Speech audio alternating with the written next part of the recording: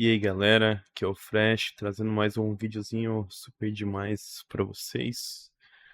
Me deparei esses dias na internet aí com esse vídeo, recomendação de um amigo, o paradoxo da inovação nos jogos. Vídeo do nosso mano Lo-Fi Low.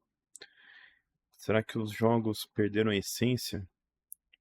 Porque nós estamos conversando sobre como o, o que tem acontecido aí com a indústria dos jogos, né? Acredito algo muito parecido com a indústria dos filmes em geral, né? Mas vamos dar uma olhada aqui no ponto de vista do nosso mano Lo-Fi-Lo. Vamos assistir o vídeo dele. Já vou deixar o like, já deixa um like aí também nesse vídeo e se inscrever no canal. Bora lá, galera. Eu lembro de Resident Evil 1, onde as coisas eram mais simples. Corredores estreitos que causavam medo, um ambiente escuro dentro de uma mansão. Você tinha uma arma. E pouquíssimas variedades. Inimigos simples. Tá, talvez um tubarão zumbi tenha sido um pouco demais. Porém, era o básico. Zumbis e variações de zumbis. Não Nessa época que era bem interessante. haviam acessórios e utensílios ultra chamativos. Era o básico. Músicas similares a um sonho de terror. Dava medo jogar isso aí de noite.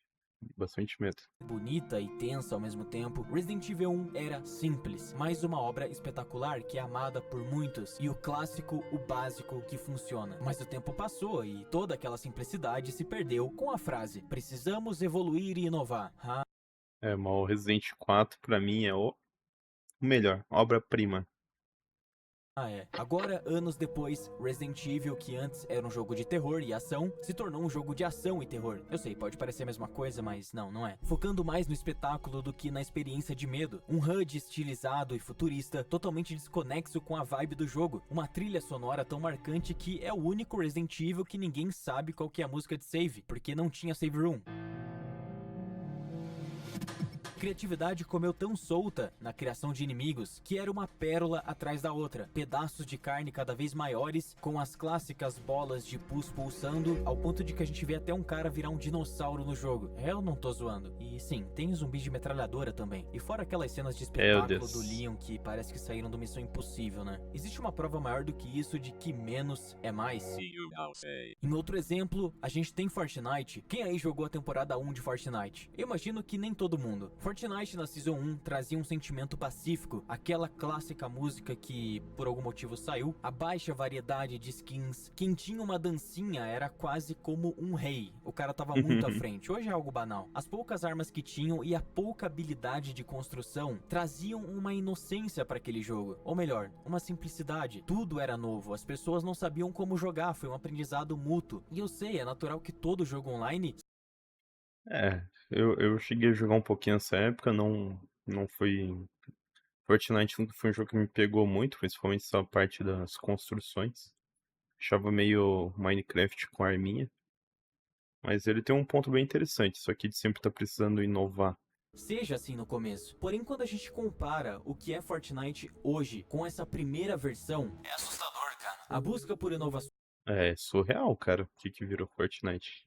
constantes, melhorias, alterações, fez com que aquele jogo simples que a gente conhecia se transformasse em um showroom. Fortnite agora virou um mercado para marcas, para artistas e coisas do tipo. A movimentação foi completamente alterada. Agora existem NPCs no mapa, monstros com vida como Dark Souls, carros e motos, helicópteros e já teve aviões também. O mapa já mudou milhares de vezes. Um modo de Guitar Hero, ranqueadas, pessoas levantando prédios em questões de segundos e toda aquela simplicidade já não existe mais. Por uma razão, era o que o público queria. Ué, mas então por que tá reclamando? Se era o que o público queria, tá tudo bem. É exatamente nesse paradoxo que eu quero chegar, mas calma aí. Primeiro, vamos lá. Assassin's Creed, o primeiro, é extremamente simples. Músicas simples, ambientações simples, roupas E jogão, tá? Os primeiros jogos da saga Assassin's Creed são ótimos jogos, principalmente o primeiro e o Assassin's Creed 2 também, ali a apresentação do Ezio é espetacular. Puderem jogar, joguem. simples, armas simples, narrativa simples. E assim, na época, algumas críticas pediam algo a mais no jogo, falando que realmente o jogo era simples até demais. Em Assassin's Creed 2, a gente teve uma evolução. Cara, que jogo gostoso de jogar Assassin's Creed 2. O 2 e o Brotherhood. Então o jogo teve uma melhoria nos movimentos de parkour, se tornou mais engraçadinho, né? Um jogo que trazia um protagonista muito mais carismático, o jogo em si era mais dinâmico, mais profundo, e o pessoal até que gostou das melhorias. Porém, com o passar dos anos, isso escalonou a uma parada sem precedentes. Foi uma parada tão complexa. Não, hoje em dia, Assassin's Creed é outra coisa. Meu amigo, Assassin's Creed virou outra coisa, só leva o mesmo nome. Não tem mais nada a ver, se perdeu ali nos acontecimentos temporais. Tá uma bagunça, né, a cronologia de Assassin's Creed. Tudo da história tá uma bagunça. Não faz mais sentido nenhum com os originais. Eles só não quiseram lançar com um novo nome, para não perder os fãs de Assassin's Creed, mas são outros jogos. Que quem era fã lá no começo perdeu completamente a vontade de continuar entendendo e vendo cada detalhe pra saber o que tá acontecendo. Basicamente, Assassin's Creed me perdeu e eu era muito, mas muito fã mesmo dessa franquia. E claro que Sei como é, mano. Sei como é. isso não se deve só à narrativa ter ficado mais complexa. É até bom, né? Tem mais detalhes e tudo mais. Mas o jogo em si foi descaracterizado. A gente tem um protagonista que não é um assassino. A gente tem escolhas no jogo. Um Assassin's Creed com escolhas, tipo, pra quê, sabe? O mapa foi estendido de uma forma extremamente artificial, onde ele é imenso, imenso. E você não acha nada pra fazer no mapa, a não ser entrar em cavernas ou fazer algumas outras coisas ali. Sistema de esquiva, escudo, habilidades especiais. Alguns itens até têm status agora, do tipo envenenamento, fogo, vida, enfim, virou um RPGzão qualquer aí. Muitos falam também dos jogos de guerra que abandonaram o Oriente Médio e decidiram focar em outras coisas que não tem muito a ver, mas enfim, eu não sou nenhum entendedor de jogos de guerra pra ver, mas você vê nos comentários de BF6 as pessoas falando, nossa, finalmente o BF voltou pro Oriente Médio, finalmente o BF voltou a CBF, sabe, uns comentários assim. Mas tá, por que isso acontece? Bom, pra entender isso não basta você jogar, mas entender como um jogo é feito. Assim você entende o que rola ali por trás. E por isso que eu te apresento a comunidade desenvolvedor Unity. Bem, mano, apoia isso, quem quer se tornar desenvolvedor e tal. Comunidade de desenvolvedor Unity é bem bacana. Esse projeto deles aí, tá o link ali na descrição do vídeo deles. Bora voltar aqui pra segunda parte. Isso acontece por conta do...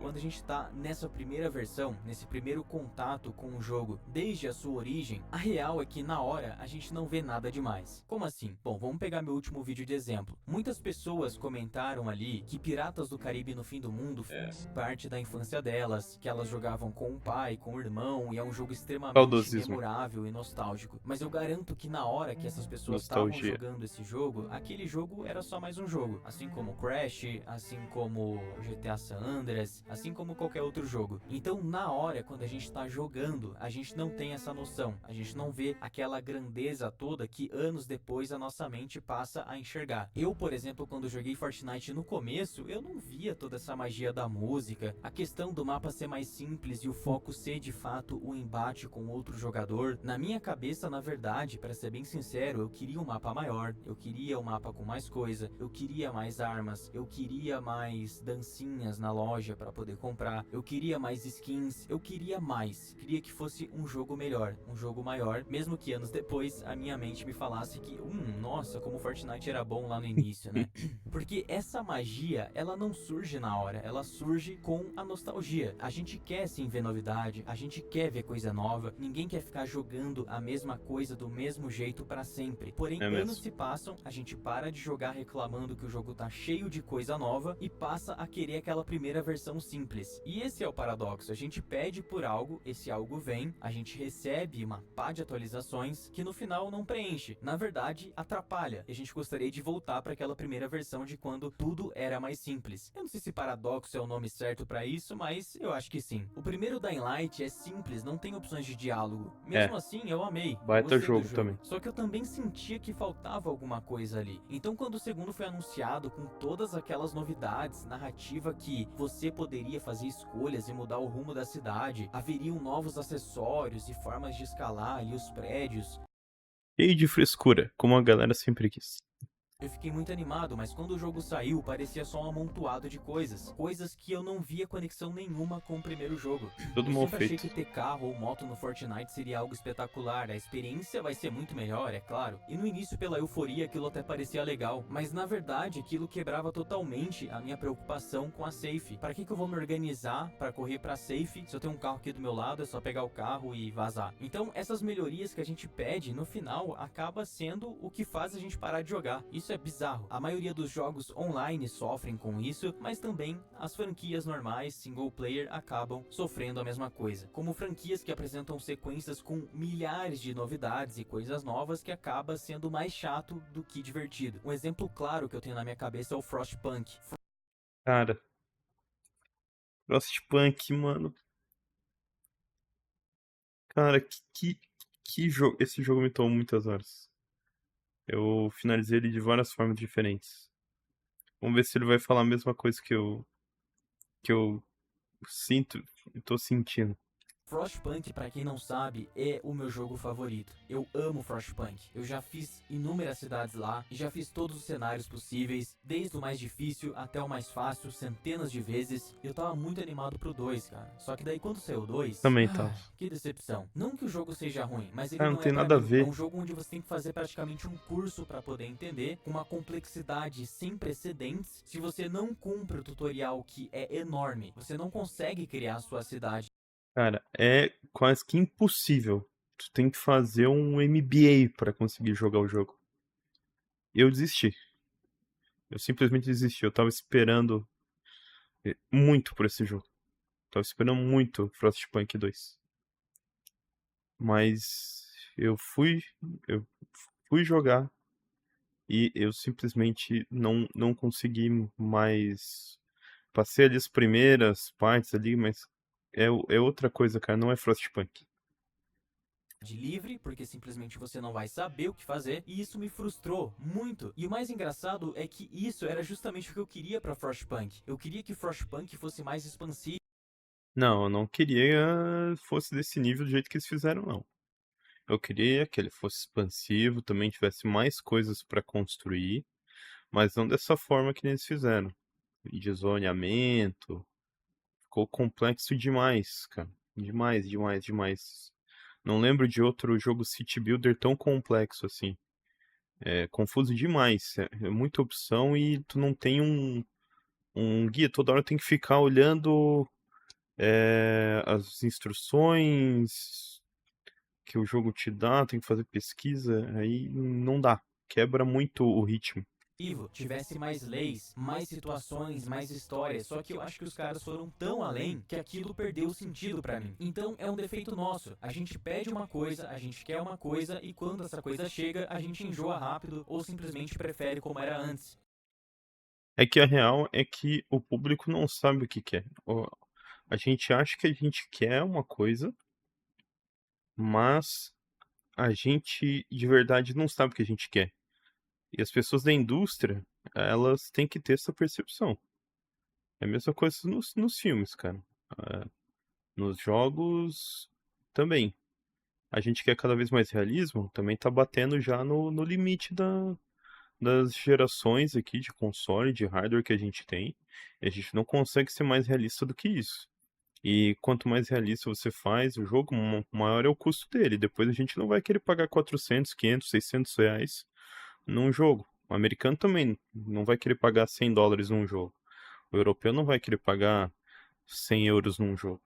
Então é complicado isso. Se eu soubesse a loucura que Fortnite um dia ia virar, eu teria aproveitado mais aquele momento, ao invés de ficar pensando em melhorias, em coisas que poderiam vir. As inovações nem sempre afastam todos os jogadores. Tem uma galera que vê essas inovações e gosta delas, mas não é o meu caso. Geralmente eu prefiro aí versões mais simplificadas. Existem também aquelas pessoas que vão conhecer o jogo por conta dessas novidades, inclusive. Fortnite é um exemplo puro disso. É uma questão de lógica, até porque se a gente olhar para jogos que pararam no tempo entre entre aspas, a gente vai ver que existem muitas pessoas reclamando disso. E geralmente são aquelas pessoas que jogaram aquele jogo no começo, falando que não tem mais novidade, que o jogo é muito parado, que o jogo foi abandonado, e consequentemente toda aquela comunidade que existia no começo vai embora. Então por mais que Fortnite tenha me perdido, por mais que Frostpunk 2 não tenha sido o que eu esperava, por mais que Assassin's Creed Valhalla seja algo completamente diferente do que era Assassin's Creed quando eu conheci, essas franquias, esses jogos não pararam de recrutar novas pessoas, apenas perdeu aquele jogador fiel que começou jogando no começo. Mas financeiramente falando, no final, pouco importa pra eles. Até porque se Assassin's Creed se mantesse sempre como foi os primeiros, até mesmo aquele cara fiel que começou jogando lá desde o começo como eu, iria uma hora parar de jogar, porque Sim. ia enjoar. É o paradoxo da inovação. O primeiro cara que começa a jogar, ele quer algo novo. Essa inovação vem, o cara fala que o jogo foi descaracterizado. Se a empresa não inova, aquele cara continua reclamando que não tem inovação e larga o jogo falando que, a